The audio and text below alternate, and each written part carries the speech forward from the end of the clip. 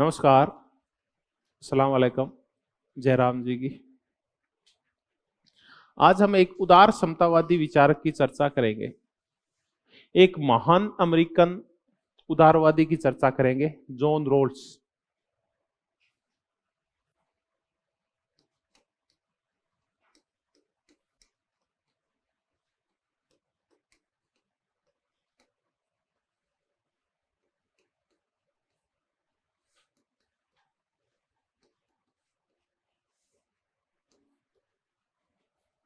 देखिए, आप अगर इसको देख के और अपने आप को इससे अलगाव सा महसूस कर रहे हैं, आप ये फील कर रहे हैं पता नहीं ये तो कितना बड़ा आदमी था, तो आप में से कईयों का हम उम्र है ये। तो ध्यान से देखोगे तो आपकी उम्र भी इससे कम है नहीं है। ये कोई बहुत ज्यादा पुराना नहीं है, आपके समकालीन सा ही है ना। कब तक था? 2002 तक था ये। चलिए, अब हम इस जॉन रोल्स की चर्चा करें। मेरे से तो बहुत बड़ा है ये। चलो, खुद को गलफत में रखने के लिए ये ख्याल भी क्या है, अच्छा है। चर्चा कर रहे थे जॉन रोल्स की। जॉन रोल्स अमेरिकन था, यूएस का रहने वाला था। हम इसके बचपन में बिल्कुल नहीं जाएंगे कि प्रतिभावान था या नहीं था, लेकिन 1970 के बाद राजनीतिक दर्शन में जो कुछ घटित हुआ उसके सेंटर में कौन बैठा है? जॉन रोल्स बैठा। इतने महान है इसके विचार। या तो ये कह लीजिए कि हम जिस सदी में जी रहे हैं वो सदी अमेरिकन सदी है, इसलिए हो सकता है जॉन रोल्स इतना फेमस हो गया होगा। या फिर हम ये कह कि अमेरिकन प्रभुत्व, अमेरिकन हेजेमनी के काल में जी रहे हैं, इसलिए ऐसा कुछ हो गया होगा। लेकिन ये जो पॉलिटिकल फिलोसॉफी में 1970 के बाद चारों तरफ जो घूम रहे हैं, हम किसके चारों ओर घूम रहे हैं? जॉन रोल्स के चारों ओर घूम रहे हैं। हम इसको देख लें। ये एक उदारवादी विचारक था।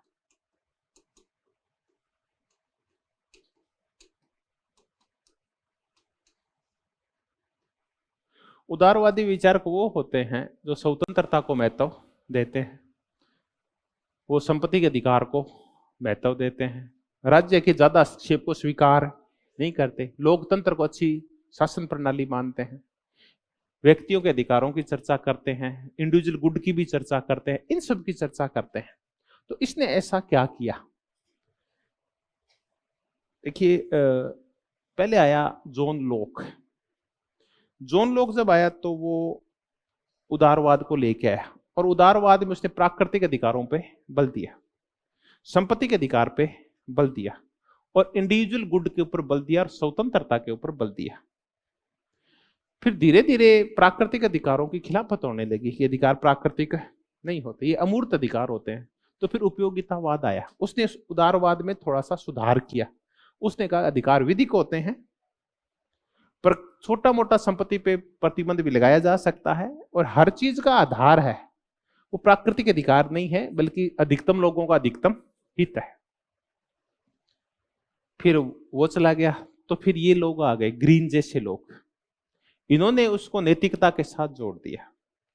अधिकार ने प्राकृतिक होते न विधिक होते, बल्कि कैसे होते? नैतिक होते। और उन्होंने कॉमन गुड के साथ चीजों को जोड़ दिया, और संपत्ति के प्रतिबंध थोड़े से और ज्यादा कर दिए। फिर आधुनिकवादी आ गए, आधुनिक उदारवादी आ गए, वो कल्याणकारी राज्य ले आए। फिर कल्याणकारी राज्य जब आ गया तो राज्य ने बहुत सारे काम करने लग गया। परिणाम क्या निकला कि राज्य के ऊपर बोझ बहुत ज्यादा बढ़ गया, काम बहुत ज्यादा हो गया, और कमाई क्या हो गई? कम हो गई। ऊपर से नौकरशाही पनप गई, और नौकरशाही ने भ्रष्टाचार पैदा कर दिया। तो जिस नौकरशाही को कल्याण के लिए रखा गया था वो इतनी ज्यादा व्यापक और शक्तिशाली हो गई कि उसने फिर है ना कल्याण में रोड़े अटकाना शुरू कर दिया। तो राज्य ना ओवरबर्डन हो गया, स्टेट के पास खर्चा बहुत हो गया, क्योंकि हर काम राज्य, बच्चा पैदा हो रहा है तो राज्य काम कर रहा है, बड़ा हो रहा है तो उसको फ्री में पढ़ा रहा है, उसको शिक्षा दे रहा है, स्वास्थ्य दे रहा है, उसको नौकरी दे रहा है। तो ऐसे में फिर राज्य का विरोध शुरू हुआ, आधुनिक उदारवाद का विरोध शुरू हुआ। तो हम कहते हैं किन्सवाद का विरोध शुरू हो गया, किन्सियन स्टेट का विरोध शुरू हो गया। हम कल्याणकारी राज्य को और कौन सा राज्य बोलते हैं? किन्सियन स्टेट बोलते हैं, जो किन्स ने के आर्थिक सिद्धांतों से पैदा हुआ था। किन्स से कहा था कि राज्य को आर्थिक मामलों में हस्तक्षेप करना चाहिए और जनता के कल्याण के लिए, जबकि लोक और एडम स्मिथ कहते हैं ऐसा नहीं करना चाहिए। फिर दो धाराएं चल पड़ी उसके बाद, आधुनिक उदारवाद के बाद। एक धारा थी वो इच्छा स्वेच्छा तंत्रवादियों की थी, वो बोला किंसवाद को खत्म करो, इस किंसवाद की वजह से राज्य के ऊपर काम बहुत हो गया है, राज्य इतने काम थोड़ी कर पाएगा, कितना भ्रष्टाचार हो गया, नौकरशाही कितनी हावी हो गई, हर काम है ना सरकार करने लग गई है, आदमियों को खुला छोड़ो, उनको अपने हिसाब से अपनी योग्यता के अकॉर्डिंग आगे बढ़ने दो। वो थे इच्छा स्वेच्छा तंत्रवादी। दूसरे कहते हैं यार इतना भी मत काम करो, राज्य से कुछ तो काम करने दो। वो कौन थे? उदार समतावादी। ऐसा उदार समतावादी कौन है? जॉन रॉल्स, जो राज्य की कल्याणकारी भूमिका को स्वीकार करता है, थोड़ा थोड़ा किंस जैसी चर्चाएं करता है। तो है तो ये उदारवादी विचारक। तो उदारवादी विचारक मूलतः किसके ऊपर बल देते हैं? लेकिन जॉन रॉल्स एक ऐसा उदारवादी है जिसने काय पे बल दिया है? समानता के ऊपर, और जिसने काय पे बल दिया है? नैतिकता के ऊपर।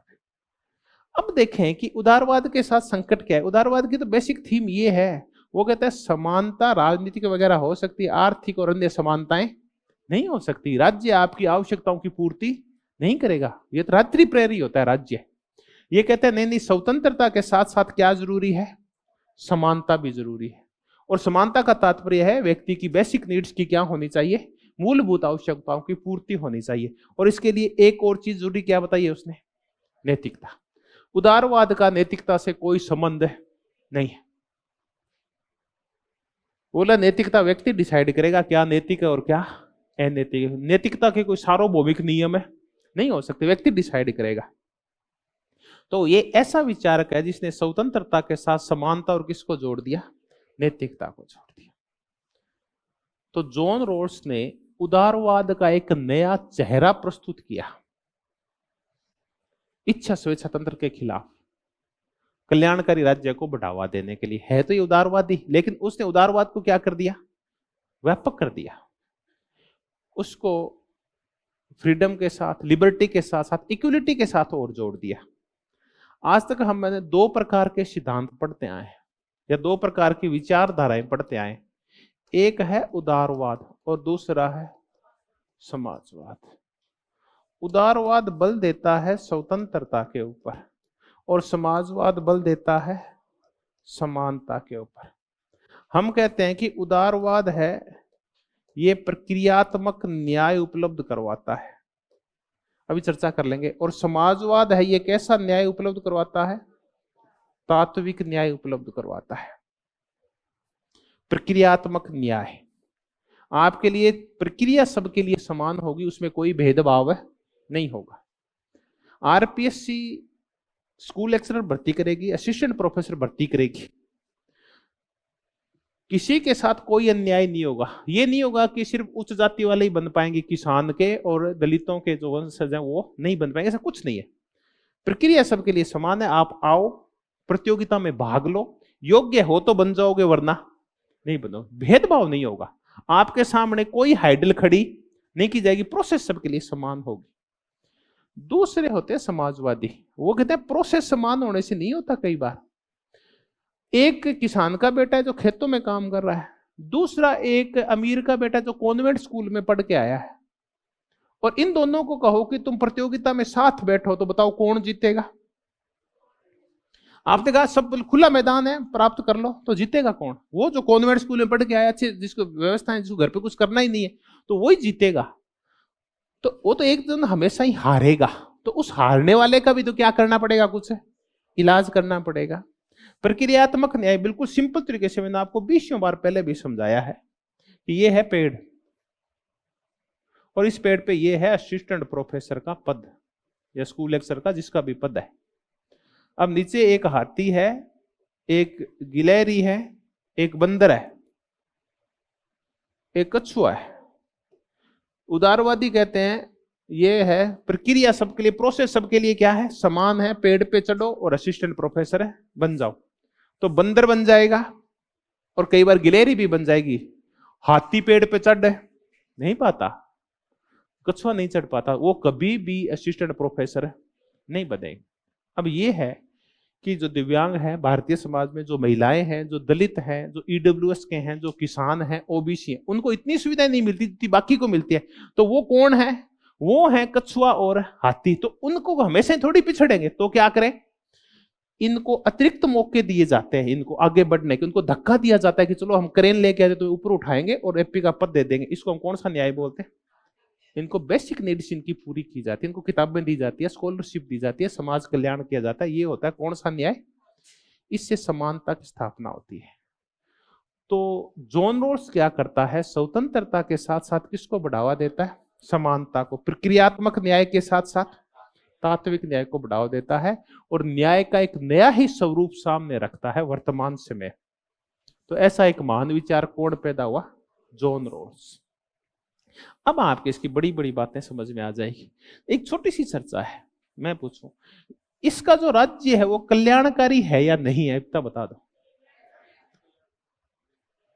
इसका राज्य कल्याणकारी है ना? तभी तो वो सबके लोगों की बेसिक नीड्स क्या करेगा? पूरी करेगा। तभी तो तात्विक न्याय आएगा, वरना आएगा कैसे? ठीक, जॉन रॉल्स। अब हम देखें कि ये था कौन।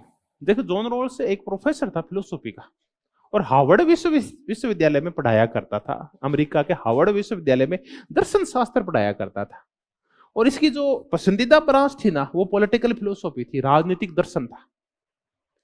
तो राजनीतिक दर्शन पे जब ये विचार किया करता था तो इसने सोचा था कि इस समाज को सुखी कैसे किया जाए। तो देखिए, सबसे पहले कोई समस्या आती है, फिर उसके क्या खोजे जाते हैं? समाधान खोजे जाते हैं। तो इसके सामने समस्या क्या आई? समस्या आई जो 1950 का दशक था और जो 1900, ये अमेरिकन समाज में बड़े उथल पुथल वाले दशक थे। 1950 से 60 और 60 से लेके 70 तक। पहला संकट यह आया कि अमेरिका में नागरिक अधिकार आंदोलन शुरू हुआ, सिविल राइट्स मूवमेंट।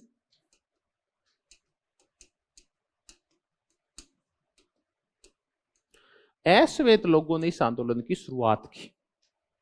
आज तक अमेरिका में जब संसाधनों का वितरण होता था तो उसके ऊपर श्वेतों का कब्जा था। अश्वेत दोयम दर्जे के समझे जाते थे। अच्छे स्कूल्स के बाहर, अच्छे क्लब के बाहर और अच्छे समुद्र तट और अच्छे पार्क के बाहर यह लिखा होता था, कुत्तों और अश्वेतों का प्रवेश वर्जित है। जैसे अपने साथ करते थे अंग्रेज, उनसे भी बुरा अमेरिकन श्वेत वहां के किसके साथ करते हैं? अश्वेतों के साथ। तब उन अश्वेतों ने कौन सा आंदोलन छेड़ा? नागरिक अधिकार आंदोलन, सिविल राइट्स मूवमेंट छेड़ा। एक दिन छोटी सी बात हुई थी कि एक रोजा पार्कर, मैंने आपको कई बार पहले भी बताया है, उसको बस से उतार दिया और एक गोरे ने सीट को लेकर झगड़ा हुआ था। गोरा बोला कि यहाँ के जितने भी संसाधन अमेरिका के, उस पर पहला हक किसका है? ये हमारा है पहला हक। तो बोला पहला हक उसका है जो इससे सीट के पैसे देता है। मैंने पैसे दिए फ्री में, मैं भी यहाँ की नागरिक हूं, तुम भी यहाँ के नागरिक हो, फर्क इतना ही था, तेरा रंग गोरा है, मेरा रंग है काला है। तो उस बस में झगड़ा हुआ तो रोजा पार्कर ने हार दी मानी और वो आंदोलन धीरे धीरे क्या होता गया? बड़ा होता गया।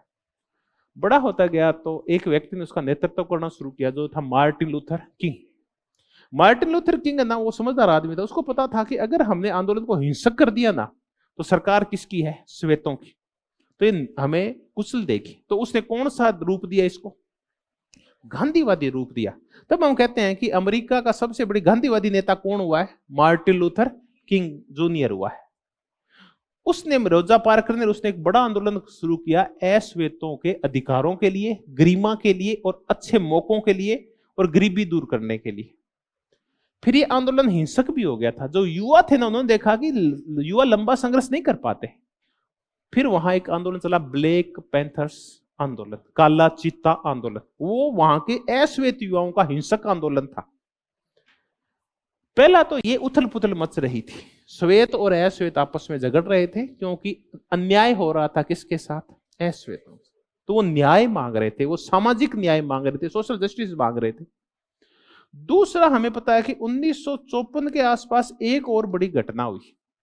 वो घटना ये हुई कि वियतनाम में दो देशों की सेनाएं आपस में लड़ी। एक वियतनाम की खुद की सेना थी, स्वतंत्रता सेनानियों की सेना, जो हो ची मिन्ह के नेतृत्व में खड़ी हो गई। उसके सामने उनके मालिक थे फ्रेंच। वियतनाम के ऊपर फ्रांस का कब्जा था। तो फ्रांसीसी और वियतनामी आपस में झगड़े, फ्रांसीसी हार गए तो फ्रांसीसी वियतनाम छोड़ के भाग गए। अब वियतनाम की जो लोकेशन है ना, वो चीन के पास है और आपको पता है कि 1949 में चीन क्या हो चुका था? साम्यवादी हो चुका था। तो माओ वहां दखलंदाजी कर रहा था और वहां यूएसएसआर में स्टालिन दखलंदाजी कर रहा था और क्रुश्चेव आ गया था तो वो पैसा दे रहा था। हो ची मिन्ह के दो दोस्त थे, एक यूएसएसआर और दूसरा साम्यवादी चीन, माओवादी चीन। तो हो ची मिन्ह जीत गया। अमेरिका ने सोचा कि अगर यहां से फ्रांस जो मेरा दोस्त है वो भाग गया तो यहां से धीरे धीरे इस पूरे क्षेत्र में साम्यवाद फैल जाएगा। तो जैसे फ्रांस भागा वहां किसकी सेना आके रुक गई? अमेरिका। वियतनामियों ने हार नहीं मानी, अमेरिकन पागल हो गए क्योंकि वो अपने आप को महाशक्तिशाली समझते थे।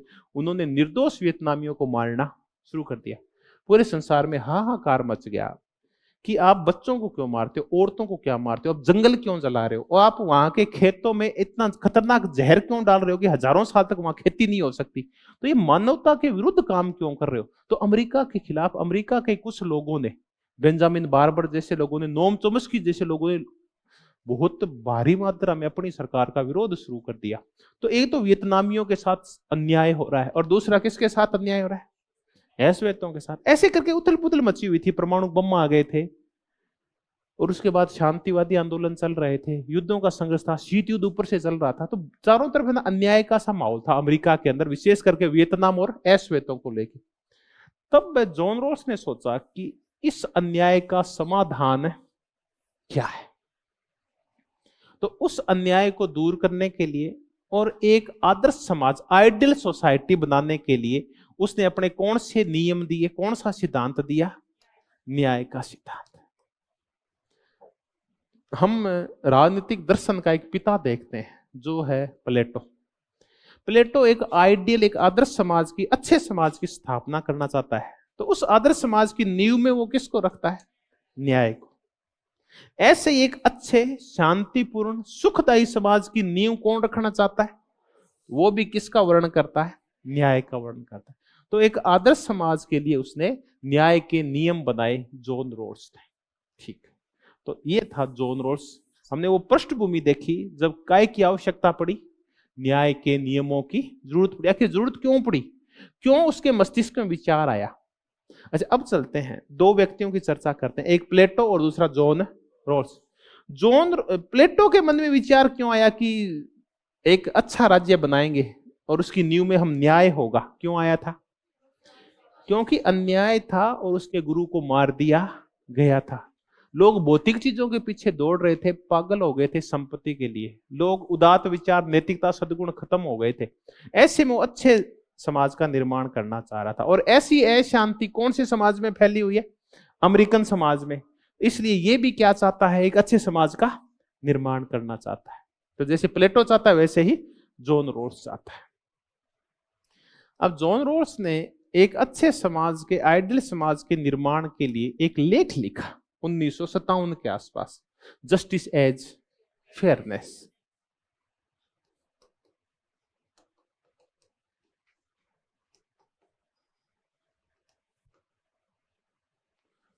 निष्पक्षता के रूप में न्याय। आज अपनी जो पूरी चर्चा होगी इस शब्द के ऊपर केंद्रित हो जाएगी। आप बार बार देखना, कई बार तो सीधा ही क्वेश्चन आ जाता है, आजकल तो नहीं पूछेंगे निष्पक्षता के रूप में न्याय, जस्टिस एज फेयरनेस, ये तो नहीं पूछेंगे, तो कॉमन वाक्य हो गया ये। लेकिन चार जो शब्द पूछेंगे बाई चांस कौन सा जॉन रॉस से संबंधित है और कौन सा संबंधित है नहीं है, तो ये बहुत ही महत्वपूर्ण तीन शब्द है, जस्टिस एज फेयरनेस, निष्पक्षता के रूप में न्याय। इसका लेख था। इसी लेख को बाद में इसने बढ़ाते बढ़ाते और अन्य किताबें लिख दी जिनके सबके सेंटर में क्या है? Justice as fairness. अब चर्चा करते हैं। उपयोगितावादियों ने जो कुछ लिखा उसके मूल में क्या है? अधिकतम व्यक्तियों का अधिकतम सुख है। वैसे ही जॉन रॉस का आधार वाक्य क्या है? न्याय। किसके रूप में? निष्पक्षता के रूप में न्याय, या स्वच्छ न्याय, निष्पक्ष न्याय, या उचितता के रूप में न्याय। आप इंग्लिश में याद रखो, जस्टिस एज फेयरनेस। फेयरनेस होता है कि अगर हम अपने रिश्तों में या फिर अपने संबंधों में हम फेयर होते हैं, कई बार हम झूठे होते हैं। तो जब हम ईमानदार होते हैं तो हम क्या कहते हैं? हम क्या है? अपने काम में फेयर है। आप खुद कहते हैं कि न कल तो मैं अपने साथ है ना सही काम नहीं कर पाया, फेयर नहीं था अपने प्रति। कि मैं पढ़ना था लेकिन मैं सो गया था। तो ये फेयरनेस होता है, निष्पक्ष रहना, सही रहना, उचित रहने को हम क्या बोलते हैं? फेयरनेस बोलते हैं। ठीक। फिर इसकी पुस्तक आई 1971 में, इसी को वर्दी की गई, ए थ्योरी ऑफ जस्टिस।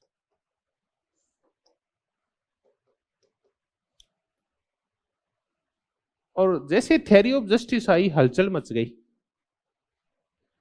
इसका पहला ही चैप्टर, उसका नाम है जस्टिस एज फेयरनेस का पहला चैप्टर है ये, पहले एक लेख है ये, फिर इस पुस्तक का पहला चैप्टर है जो 1971 में आई थी। अब जैसे 1971 में थ्योरी ऑफ जस्टिस आई, हम कहते हैं एक काम हो गया है जिसको हम कह रहे हैं पैराडाइम शिफ्ट बोलते हैं।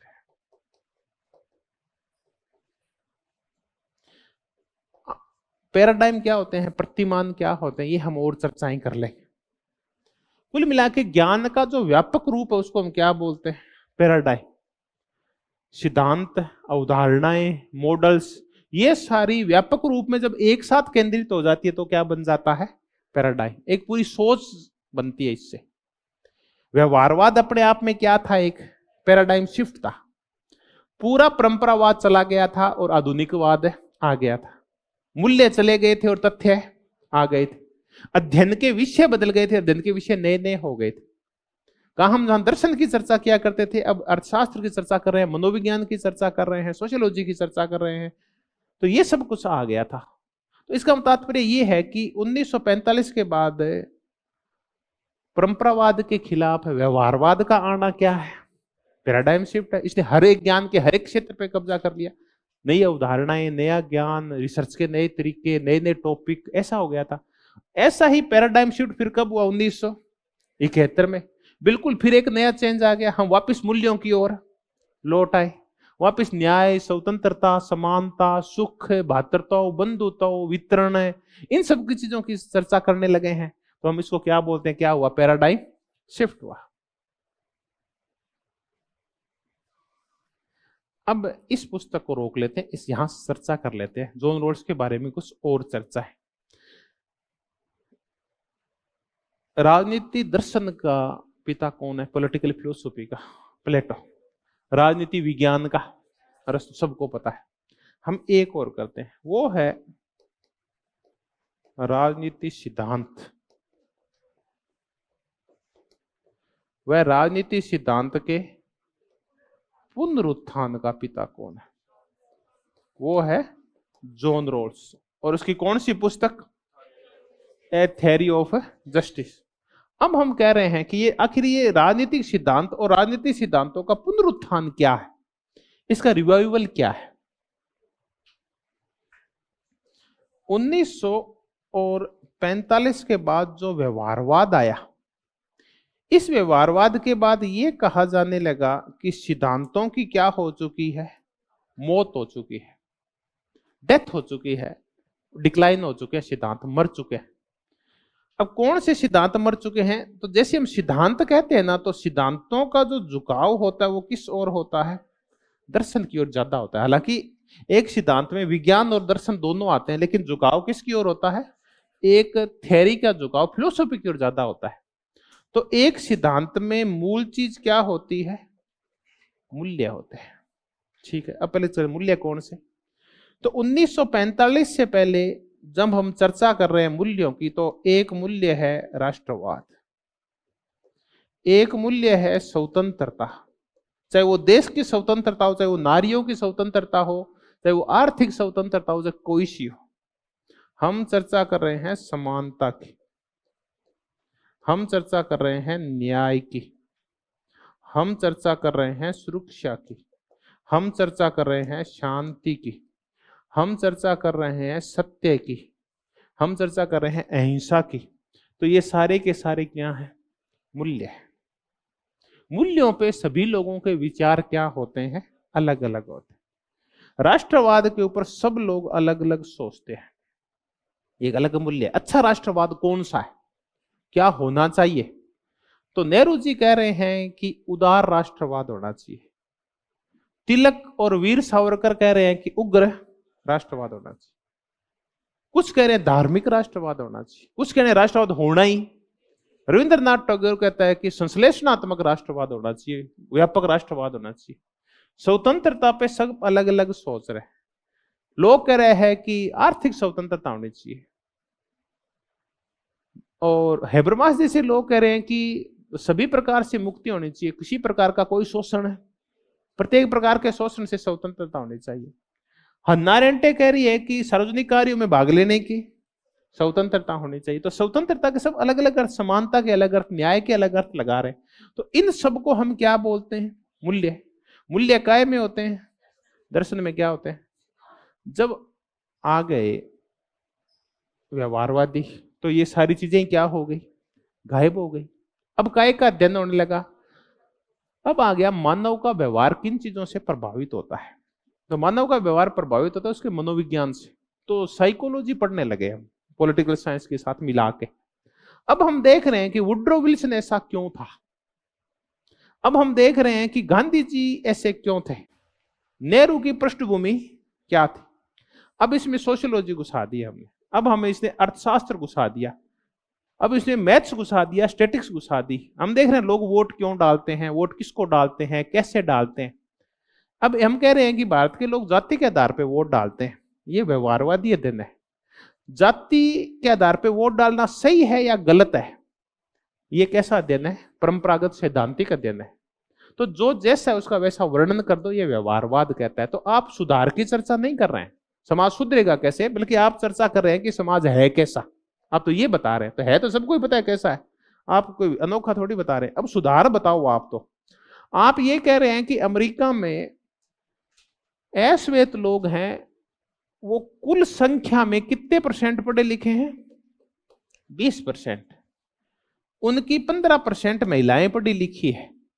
वो 30% लोग रोजगार में है। 30% में से 50% लोग खेती में काम करते हैं। इनमें से 10% लोग अपराधी हैं। तो आप तो ये बता रहे हैं, ये कैसा अध्ययन है? इनमें से 10% है वो उसको पार्टी, कौन सी की पार्टी, रिपब्लिक को वोट देते हैं। वो इसमें से 25% वो फला पार्टी को वोट देते हैं। आप आंकड़ों के साथ खेल रहे हैं, ये नहीं बता रहे कि इनकी शिक्षा बढ़ेगी कैसे, इनके रोजगार के मौके कैसे बढ़ेंगे, ये नागरिकों के इनको अधिकार कैसे प्राप्त होंगे। ये कौन बताते हैं? जब मूल्यों की, सिद्धांतों की, दर्शन की चर्चा करते हैं वो बता रहे हैं। तो मैंने कहा 1945 के बाद सिद्धांतों की मौत होनी शुरू हो गई थी। और ये मौत कब तक चली? 1945 से लेके और 1960, विशेषकर 69 तक चली। जब क्या आ गया था? उत्तर व्यवहारवाद आ गया। तब तक दर्शन चला गया, मूल्य चले गए, निर्देशात्मकता चली गई, मानकीयता चली गई, समाज सुधार कैसे हो ये सारी बातें चली गई, शांति कैसे आए, परमाणु बमों से कैसे निपटे, ये सारी चीजें चली गई थी। ये कब आई वापस लौट के? जब कौन सी पुस्तक आई? 1971 में, जब ए थ्योरी ऑफ जस्टिस आई। और जैसी एक थ्योरी ऑफ जस्टिस आई, व्यवहारवादी गायब हो गए। 1970 के बाद आप व्यवहारवादियों का अध्ययन नहीं करते। उसके बाद डेविड ईस्ट ने जोर लगा लिया, किसी ने उसकी पुस्तक को नहीं पढ़ा। आप देख लेना, आप आमंड को, ईस्टन को, डहल को, डहल तो फिर भी थोड़ा बदल गया था बाद में, इनकी पुस्तक है ना 70 के बाद जो कुछ इनका आया ना उसको किसी ने नहीं पढ़ा। जबकि हम देख रहे हैं कि 50 से लेके 70 तक किसका बोलबाला था? आमंड का, ईस्टन का, डहल का, इन सब का बोलबाला था। बाद में बोलबाला किसका हो गया? जॉन रॉल्स का। अब जैसे जॉन रॉल्स ने पुस्तक लिखी, इसके साथ एक व्यक्ति काम और किया करता था, वो था रॉबर्ट नोजिक। दोनों एक ही डिपार्टमेंट में थे, फिलोसॉफी डिपार्टमेंट में, हार्वर्ड विश्वविद्यालय में।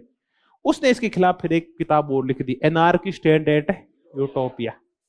फिर उसी के खिलाफ एक अमेरिकन और था जिसका नाम था माइकल वाल्जर। उसने 1983 में एक पुस्तक लिख दी, स्पीयर ऑफ जस्टिस। फिर अमर्त्य सेन ने एक पुस्तक लिख दी, वो आइडिया ऑफ जस्टिस। फिर सेंडल ने पुस्तक लिख दी, लिमिट्स ऑफ जस्टिस। फिर सुसान मोलर ओकिन ने पुस्तक लिख दी, जेंडर एंड जस्टिस। तो हमने देखा कि न्याय का मूल्य कहां आ गया है? केंद्र में। हम स्वतंत्रता, समानता, न्याय, लैंगिकता, इन मुद्दों की चर्चा कर रहे हैं। तो अब वापस में क्या हो गया था? पुनरुत्थान। और उनके मूल में कौन था? जॉन रॉल्स, जिसने बहस शुरुआत की थी। सारे लोग अब न्याय के चारों ओर केंद्रित हो गए, स्वतंत्रता, समानता, कल्याणकारी राज्य, इन सब मुद्दों की चर्चा कर रहे हैं। तो हम कह रहे हैं कि 1971 में जो थ्योरी ऑफ जस्टिस है, इसने पैराडाइम शिफ्ट का काम किया, और राजनीतिक सिद्धांतों के पुनरुत्थान का पिता कौन बन गया? John Rawls. इसके बाद व्यवहारवादी पीछे चले गए और ये जो परंपरावादी टाइप लोग हैं वापिस आगे आ गए। फिर आलोचना होने लगी इस पुस्तक की, थ्योरी ऑफ जस्टिस की। सैंडल कर रहा है, सारे लोग कर रहे हैं, माइकल वाल्जर कर रहा है, और ये कर रहा है क्या नाम, विशेषकर रॉबर्ट नोजिक जैसे लोग कर रहे हैं, हेयक कर रहा है। तब फिर इन्होंने उन सब का जवाब देने के लिए एक पुस्तक और लिखी, वो था पॉलिटिकल लिबरलिज्म।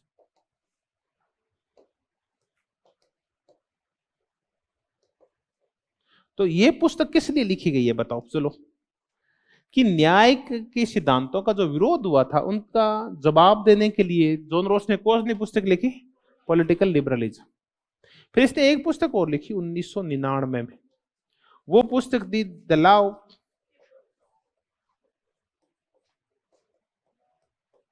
Of people. इसमें अंतरराष्ट्रीय न्याय की चर्चा है।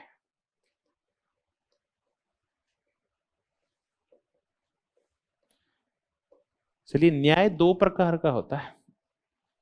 समाज में एक व्यक्ति अन्याय का शिकार हो सकता है, और अंतरराष्ट्रीय वातावरण में एक देश दूसरे देश का अन्याय का शिकार हो सकता है। इराक के साथ जो कुछ हुआ, पाकिस्तान के साथ अमेरिका ने जो कुछ किया, अफगानिस्तान में जो कुछ हुआ, या यूएसएसआर ने हंगरी के साथ जो कुछ किया, चीन विभिन्न देशों के साथ जो वर्तमान में कर रहा है, तो यहां एक देश दूसरे देश के साथ भी अन्याय करता है। सिर्फ समाज में एक व्यक्ति दूसरे व्यक्ति के साथ अन्याय नहीं करता, एक देश दूसरे देश का शोषण भी करता है। तो इसमें द लॉ ऑफ पीपल में क्या है, अंतरराष्ट्रीय न्याय। एक देश दूसरे देश के साथ न्याय कैसे करेगा। फिर इसने मोरल फिलोसफी के ऊपर और हिस्ट्री के ऊपर पुस्तक लिखी, नैतिक इतिहास के ऊपर। इसने अंतिम जो पुस्तक लिखी वो लिखी 2001 में। वो इसके लेखों का संग्रह है, a justice of fairness, a restatement. तो जहां से शुरू की थी, मरने से 1 साल पहले वही वापस आ गया, रीस्टेटमेंट, उसको दोबारा स्टेटमेंट किया, जस्टिस फेयरनेस में सुधार किया। ये अंतिम पुस्तक थी, इसके समस्त लेखों का संग्रह है ये वाला। तो लास्ट में एक पुस्तक और लिख लेना, जहां से हमने शुरू की थी वही है, इसके आगे लिखा हुआ है ए रीस्टेटमेंट, दोबारा स्टेटमेंट दिए गए, दोबारा चीजों को इसमें व्यक्त किया गया। तो ये पुस्तकें थी। पूछा जो जाता है, ये पुस्तक नहीं पूछी जाएगी, ए थ्योरी ऑफ जस्टिस नहीं पूछते या तो पॉलिटिकल लिबरलिज्म और या फिर द लॉ ऑफ पीपल पूछते। तो ये हमने इसकी पुस्तक कर ली।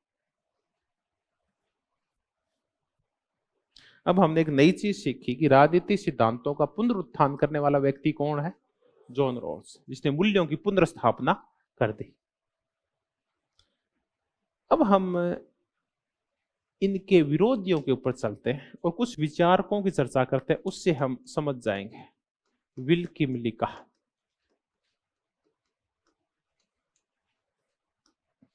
विल किमलिका कहता है कि अगर आप ध्यान से देखेंगे तो राजनीतिक सिद्धांतों का पुनरुत्थान करने में मुख्य भूमिका किसकी है। बस अब फैक्ट तैयार हो गया है। पहले हम साधारण बात कर रहे थे कि राजनीतिक सिद्धांतों के पुनरुत्थान का पिता है, अब ये कह कौन रहा है ये बात, विल किमलिका कह रहा है। ऐसा ही एक व्यक्ति है माइकल, ये आपका रॉबर्ट नोजिक।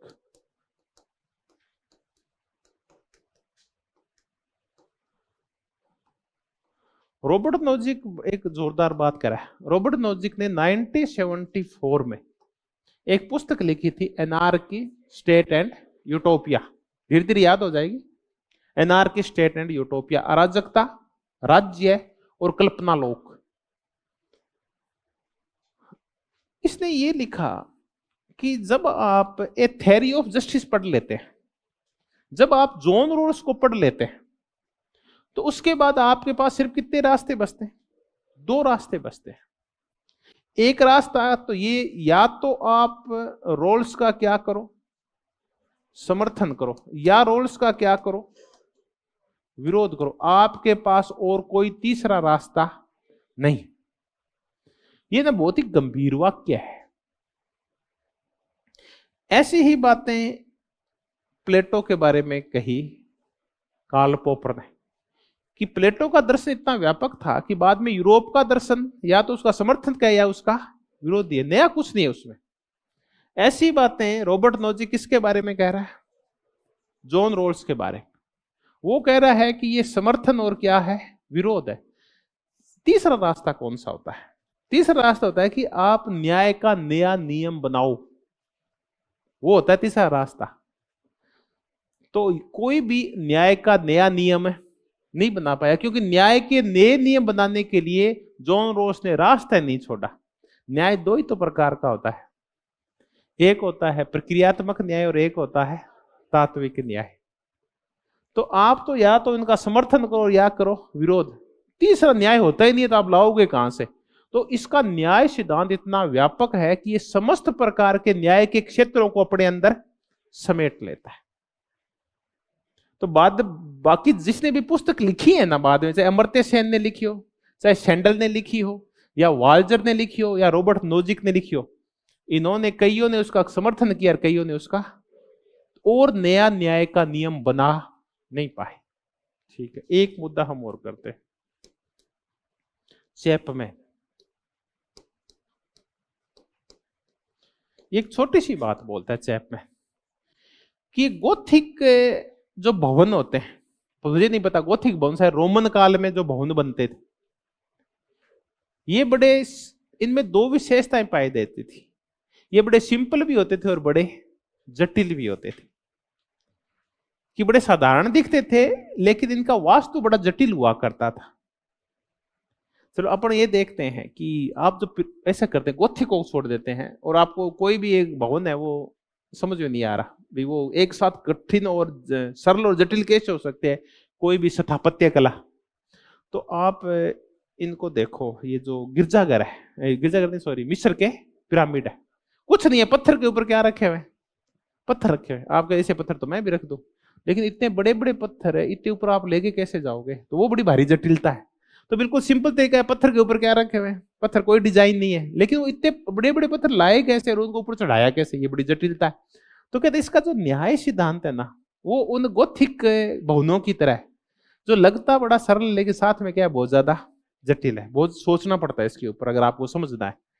तो इसमें दोनों का मेल है। चैपमैन कहता है ये सरल भी कठिन है, रॉबर्ट नोजिक कहते हैं बहुत ज्यादा व्यापक है, इसमें प्रक्रियात्मक न्याय भी है और इसके अंदर तात्विक न्याय भी है। और विल्की मिल्का कहता है कि ये इतना महान है कि इसने राजनीतिक सिद्धांतों का क्या कर दिया था? पुनरुत्थान कर दिया था।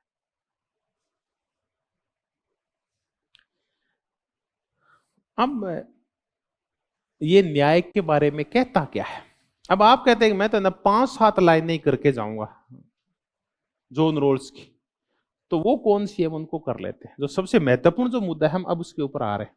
लास्ट में ना आप 20 लाइनें में सिमट जाता है ये पूरा ही।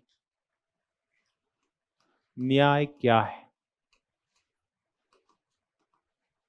इसको ये परिभाषित कर रहा है कुछ रूपों में।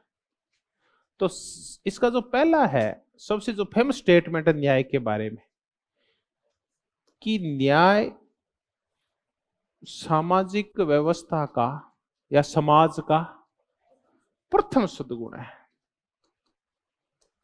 न्याय समाज का प्रथम सद्गुण है। वो वैसे ही है जैसे चिंतन का सद्गुण कौन होता है? सत्य। बिल्कुल सिंपल सी थ्योरी है। अगर आप चिंतन कर रहे हैं तो क्या पाना चाहते हैं? सत्य। सत्य की प्राप्ति के लिए चिंतन करते हैं हमेशा। तो अगर आप समाज के, अच्छे समाज की स्थापना पाना चाहते हैं तो आप बताओ किसके बारे में सोचेंगे? न्याय। तो न्याय कैसा सद्गुण है? प्रथम सद्गुण। कई बार हम कंफ्यूज हो जाते हैं प्लेटो के साथ। प्लेटो कहता है कि न्याय 4 नंबर का सद्गुण है कर्म में, लेकिन वो सर्वोच्च सद्गुण है। तो सर्वोच्च सद्गुण कौन बोलता है न्याय को? प्लेटो।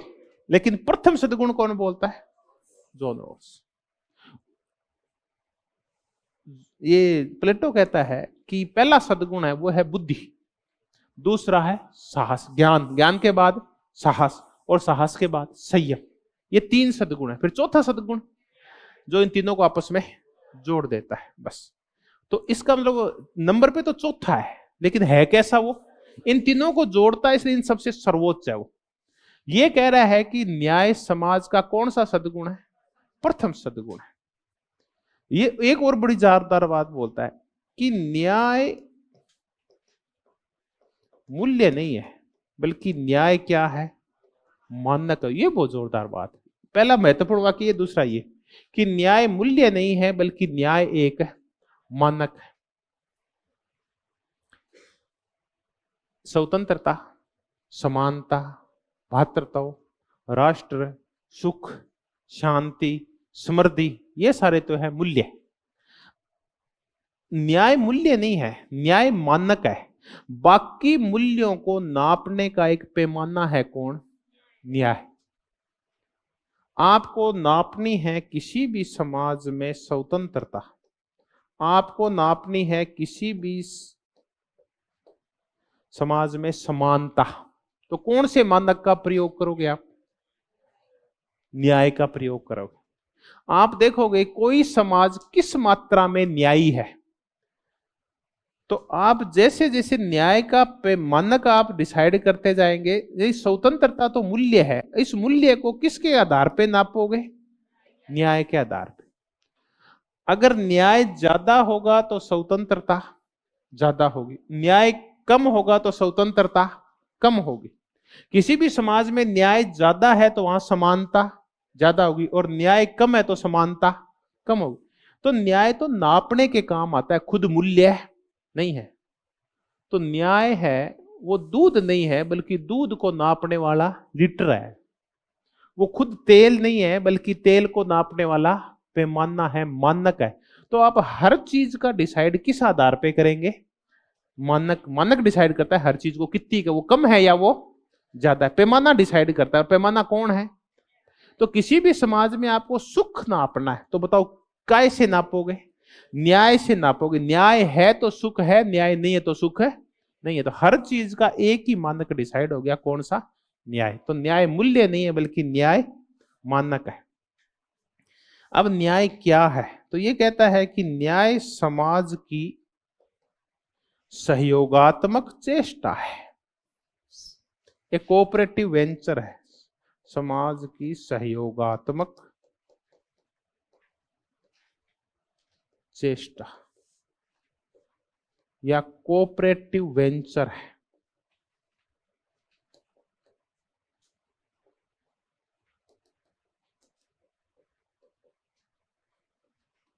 ये कोऑपरेटिव वेंचर क्या होता है, इसका तात्पर्य है कि या सहकारी चेष्टा कह लो, कि जो न्याय पहले एक ऐसा वेंचर है, एक ऐसी चेष्टा है जो हम डिसाइड करते हैं। लेकिन न्याय की जो स्थापना होती है वो किस रूप में होती है, जब हम आपस में क्या करते हैं, सहयोग करते हैं।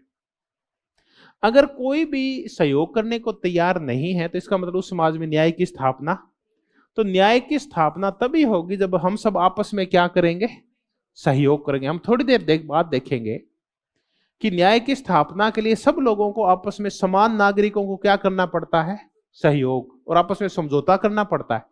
तो न्याय सहयोग से ही आ सकता है। अगर कुछ ये लोग चाहें कि हम तो नहीं, सहयोग नहीं करेंगे, तो उस समाज में न्याय की स्थापना भी, तो ये जब तक कोऑपरेशन नहीं करेंगे तब तक न्याय नहीं होगा। कोई आदमी ये डिसाइड कर ले कि मैं तो गुंडा ही बना रहूंगा, मैं तो अपने आप में सुधार नहीं करूंगा, मैं तो लोगों को मारूंगा, तो समाज में शांति आ सकती है क्या? शांति लाने के लिए क्या जरूरी होता है, आपस में सहयोग। तो समाज में सुख लाना है, उसको आइडियल बनाना है, तो सबको आपस में क्या करना पड़ेगा, सहयोग। तो न्याय के लिए सबसे जरूरी व्यवस्था क्या होती है बताओ, आपस में। इनसे पूछा गया फिर राज्य क्या है, ये देखते हैं कि राज्य समान नागरिकों का समाज है। वहां सारे नागरिक क्या होते हैं, समान होते हैं, बस इतना ही। अब ये बार बार हम इस मुद्दे को देखेंगे। ये समान नागरिक आपस में क्या करते हैं, सहयोग करते हैं। सहयोग करते हैं तो किसकी स्थापना होती है, न्याय की स्थापना होती है। तो न्याय क्या है, हमने देखा, ये कोटेशन है इसकी छोटी छोटी, कि न्याय समाज का प्रथम सद्गुण है। जैसे चिंतन का प्रथम सद्गुण क्या है, सत्य। न्याय मूल्य नहीं है बल्कि न्याय मानक है, बाकी मूल्यों को नापने का एक आधार है। ये न्याय समाज की सहयोगात्मक चेष्टा है या एक कोऑपरेटिव वेंचर है। और राज्य समान नागरिकों का एक समुदाय है जिसमें सारे लोग समान होते हैं। अमेरिका में अन्याय क्यों था बताओ, क्योंकि नागरिक समान है नहीं थे। वहां श्वेतों के पास मौके ज्यादा थे बजाय किसके, ऐश्वेत, ठीक है।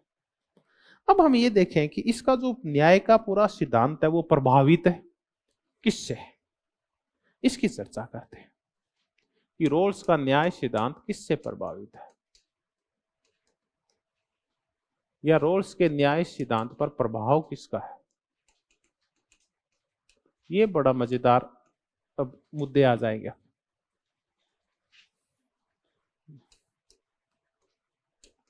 हम रोल्स पे क्या देखेंगे, प्रभाव। देखिए प्लेटो का जो न्याय सिद्धांत है वो किसके खिलाफ आया था,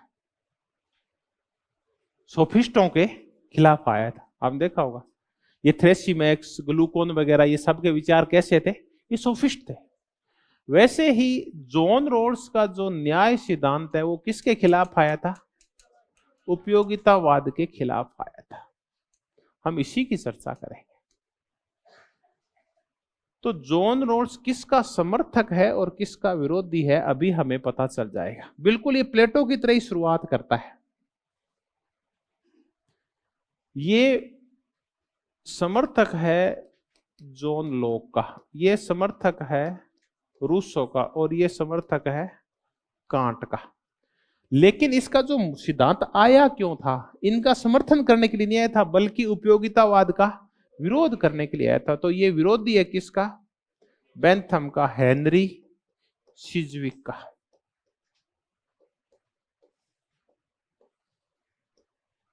इनका मूल विरोधी है। एक सहजबोधवादी और है, मूर जैसे लोग, उनका भी विरोधी, उनको छोड़ते, पहले इसको समझते। उपयोगितावाद बेंथम, मूलतः आप तो उपयोगितावाद किसका है, बेंथम, इसी को समझते हैं। झगड़ा किस मुद्दे को लेके है, झगड़ा एक आधार वाक्य को लेके है। वो आधार वाक्य है, दो झगड़े हैं, एक अधिकार और एक शुभ, एक है राइट और एक है गुड। अधिकार और शुभ में से पहले कौन आएगा, इसको लेके सारे झगड़े शुरू हुए। अधिकार है ये इंडिविजुअल होता है, शुभ होता है ये कॉमन होता है। तो पहले व्यक्ति है या पहले समुदाय है या पहले समूह है, इसको लेके झगड़ा शुरू हुआ। उपयोगितावादी ये कहते हैं कि हम है ना वो टेलियोलॉजिकल है, हम उद्देश्य पूर्णतावादी है। टेलियोलॉजी मैंने आपको शुरुआत में समझाई थी, आपको याद आ रहा होगा। अरस्तु के समय टेलियोलॉजी समझाई थी, उससे पहले भी समझाई थी, दो समझाई थी, टेलियोलॉजी और डिओन्टोलॉजी। परिणाम सापेक्ष और परिणाम निरपेक्ष। उपयोगितावादी हैं ये टेलियोलॉजिकल है। ये कहते हैं कोई भी काम तब करो जब आप उसके क्या जान लो, परिणाम जान लो। तो कोई भी काम है उसका परिणाम ये आए ना तो ही करो उसको। बताओ कौन सा परिणाम आए, अधिकतम व्यक्तियों का अधिकतम सुख। आप कह रहे हैं कि हमें ना संसद की स्थापना करनी है, ठीक है, तो आप संसद की स्थापना से पहले कार्य कर रहे हैं। कार्य क्या कर रहे हैं, संसद की स्थापना करना। या आप कह रहे हैं कि हमें कार्य करना है, हमें अंग्रेजों से स्वतंत्र होना है। तो अंग्रेजों से स्वतंत्रता क्या है, एक कार्य है। ये कार्य आप तभी करोगे जब आप एक परिणाम आना चाहिए। कौन सा, फल आना चाहिए। कौन से फल के लिए काम करोगे आप बताओ, आप काम कर रहे हो काय के लिए कर रहे हो, हाँ आप फल के लिए काम कर रहे हो। आप जो तैयारी कर रहे हो वो असिस्टेंट प्रोफेसर रूपी जो फल आएगा उसके लिए तैयारी कर रहे हो। तो आपका फल है वो असिस्टेंट प्रोफेसर है। इनके नजर में फल क्या है, अधिकतम लोगों का अधिकतम हित। आप स्वतंत्रता का कार्य कर रहे हैं तो आप इसको तभी करें जब रिजल्ट क्या आए, अधिकतम व्यक्तियों का अधिकतम हित। अब अधिकार पहले है या शुभ पहले है, तो शुभ है ना पहले आएगा, क्योंकि शुभ अधिकतम व्यक्तियों का क्या पैदा करता है, अधिकतम हित पैदा करता है।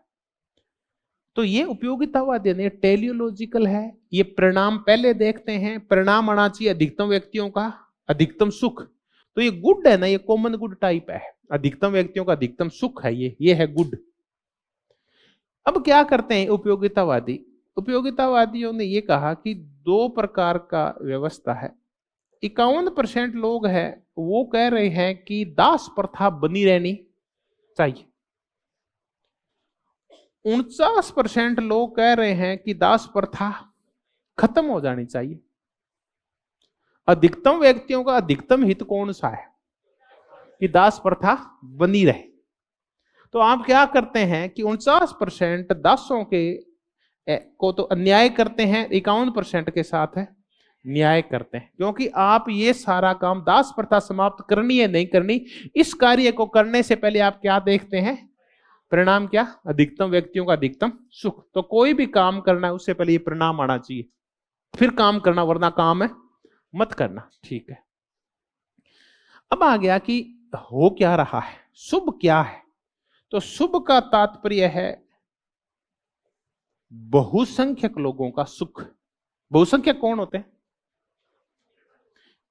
इनके सुख के लिए आप अल्पसंख्यकों के हितों की क्या चढ़ा देते हैं?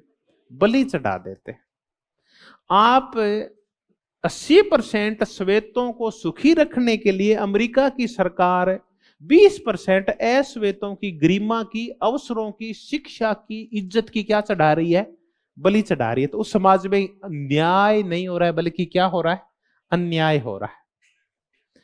अब इसको और सिंपल तरीके से समझते हैं। तो फिर होना क्या चाहिए? पहले शुभ होना चाहिए, पहले अधिकार होना चाहिए। अधिकार का तात्पर्य इंडिविजुअल गुड, और शुभ का तात्पर्य है ज्यादा गुड, थोड़ा बड़ा गुड। तो अब देखते हैं एक मजेदार उदाहरण जो विल किमलिका की पुस्तक के अंदर है, वो बड़ा अच्छी तरीके से समझाता है। 2 उदाहरण देता है बड़े अच्छे अच्छे वो, कि एक दिन एथेंस के अंदर सैकड़ों लोग इकट्ठे हुए और वो वहां ओलंपियाड शहर में इकट्ठे हुए। उस दिन वहां 2 पहलवानों की टक्कर होनी थी। टक्कर का रिजल्ट आएगा, जो मरेगा वो हार जाएगा, जो जिंदा रह जाएगा वो जीत जाएगा। जैसे वो सारा वहां खेल शुरू होता है, जनता शोर मचाती है। आधे एक तरफ हो जाते हैं, आधे एक तरफ हो जाते हैं। भाई इसके मार पटक मार, और खुश हो रहे हैं, चिल्ला रहे हैं, मुंह लाल हो रहा है, वैसे हाथ मार रहे हैं और भारी शोर कर रहे हैं। दोनों की लड़ाई शुरू होती है, लोगों को मजा आ रहा है।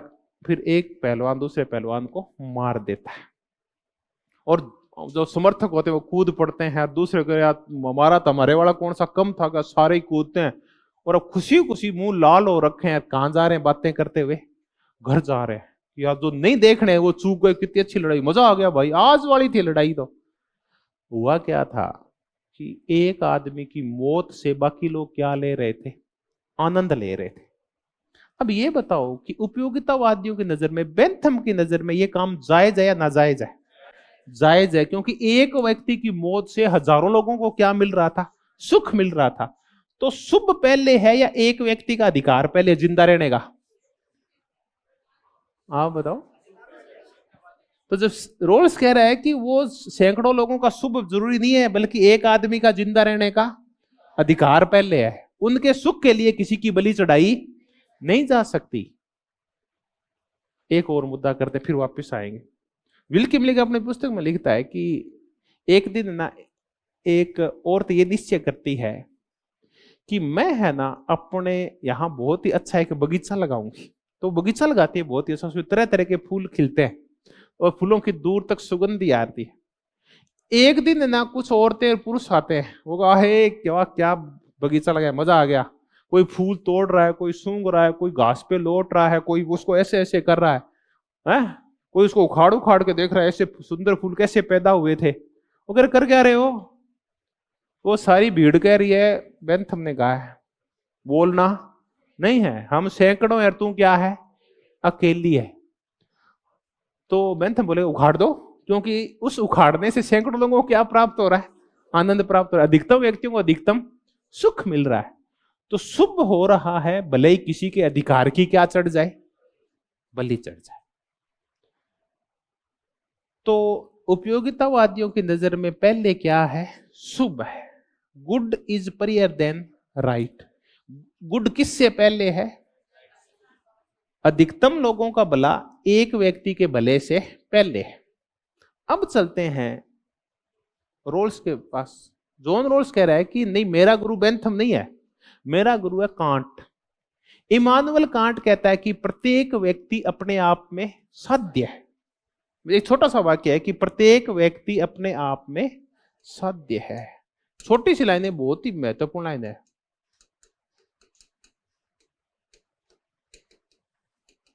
ये एक अकेली लाइन अपना जीवन भी बदल सकती है। प्रत्येक व्यक्ति अपने आप में एक सत्य है। हर एक व्यक्ति अपने आप में एंड है, किसी की इच्छा पूर्ति का साधन है नहीं है। एथेंस में जो मरा था वो साध्य था या साधन था? एथेंस में जो व्यक्ति मरा था वो कौन था? वो साधन था, लोगों को खुश करने का साधन। अगर साध्य होता तो उसको भी जिंदा रहने का हक होता। तो प्रत्येक व्यक्ति अपने आप में साध्य है। इससे कौन प्रभावित हुआ? John roles.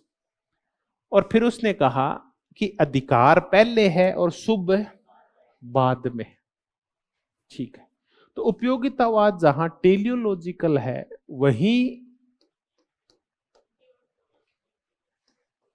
डिओंटोलॉजिकल है। कौन? John roles.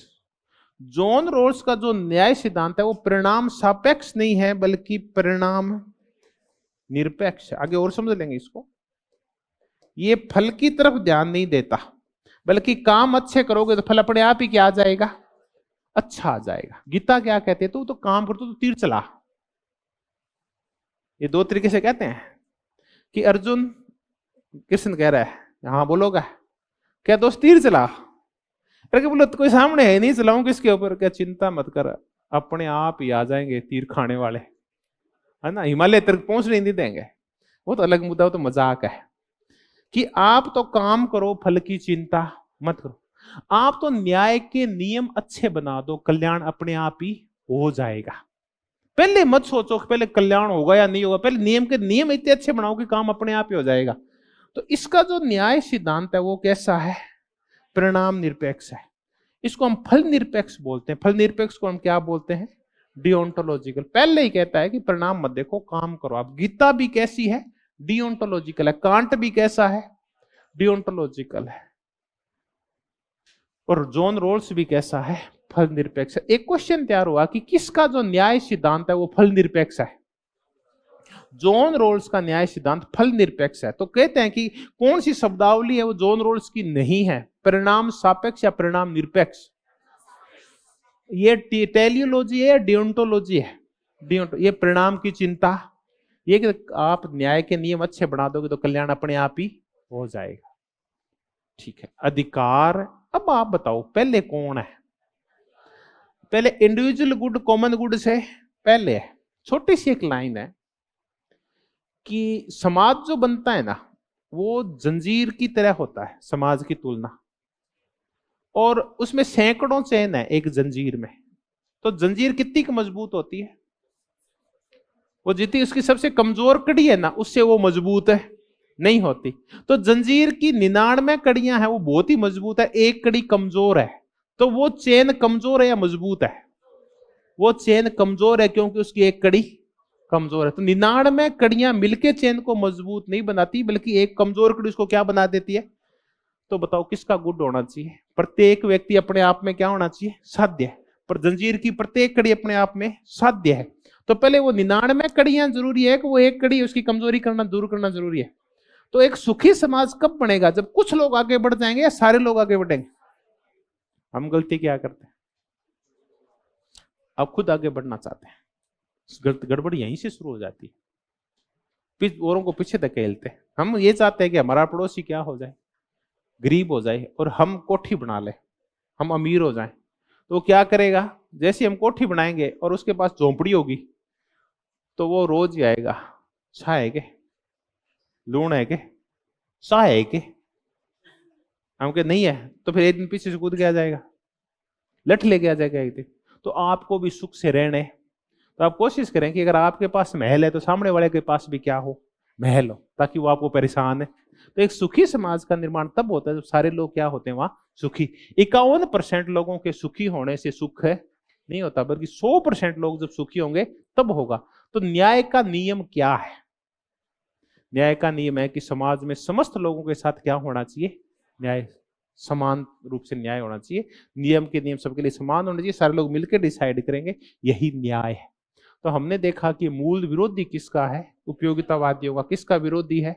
बेंथम का। अभी तक हमने ये देखा है कि समर्थक किसका है? कांट का है। अभी रूसो की लॉ की थोड़ी देर में फिर चर्चाएं आ जाएगी। तो इसने जो न्याय सिद्धांत दिया है वो किसके खिलाफ दिया है? सिद्ध सिंपल क्वेश्चन है, किसके खिलाफ? उपयोगितावादियों के खिलाफ। बेंथम का विरोधी। हमने और देखा कि ये टेलियोलॉजी है, डियोंटोलॉजी है।